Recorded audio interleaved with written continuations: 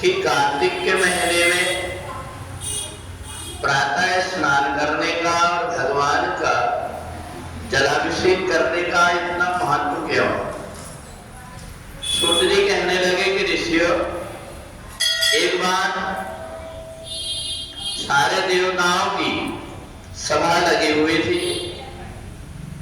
वहां पर भगवान शंकर से पार्वती जी ने पूछा, ये मनुष्य मृत्युलोक में रह करके कई प्रकार के कर्म करते हैं, इसलिए इनके शरीर पाप से लिप्त हो जाते हैं। इनके पाप को दूर करने का कोई उपाय बताइए। भगवान भोलेनाथ ने कहा, देवी, मैंने भी जब जाकर के देखा कि जीवात्मा अपने कर्म के कारण कई प्रकार के दुख भोगते हैं, तो मेरे को भी चिंता हुई, इसलिए मैं भी विचार कर रहा था। उसी समय पर सारे देवता बैठे हुए थे, सब देवताओं की पत्नियां उनके बगल में, और सरस्वती जी आने में थोड़ा लेट हो गई, तो सारे देवता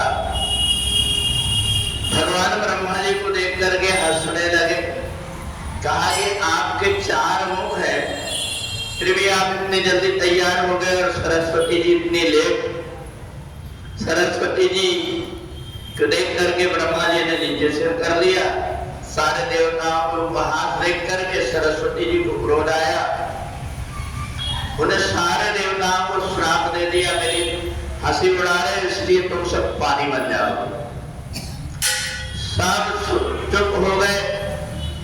उसी समय पर देवर्षि नारद खड़े होकर के कहने लगे, ये भगवान नारायण की ही प्रेरणा से सरस्वती ने श्राप दिया है। भगवान नारायण ने कहा, हाँ, ये सब मैंने ही कहा है। तुम सब देवता अपने अपने शरीर से नदी का रूप धारण करोगे, और मैं भी नदी का रूप धारण करके और पृथ्वी लोक में जो मनुष्य हैं उनके पाप को दूर करेंगे। कार्तिक के महीने में हम सभी उस पवित्र नदी में जो अपने शरीर से उत्पन्न होगी, उसमें हम लोग जाकर के और कलियुगी मनुष्यों के पाप को दूर करेंगे।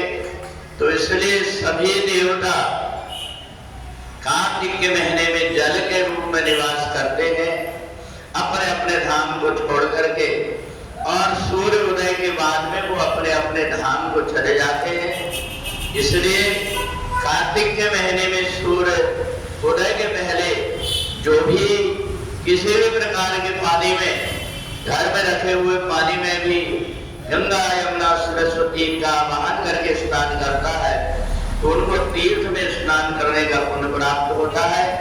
तो इसलिए भगवान विष्णु के ऊपर जल चढ़ाने का और प्रातः काल स्नान करने का महत्व है, क्योंकि सारे देवता अपने सूक्ष्म शरीर से जल में निवास करते हैं। पूरे भक्तवत्सल भगवान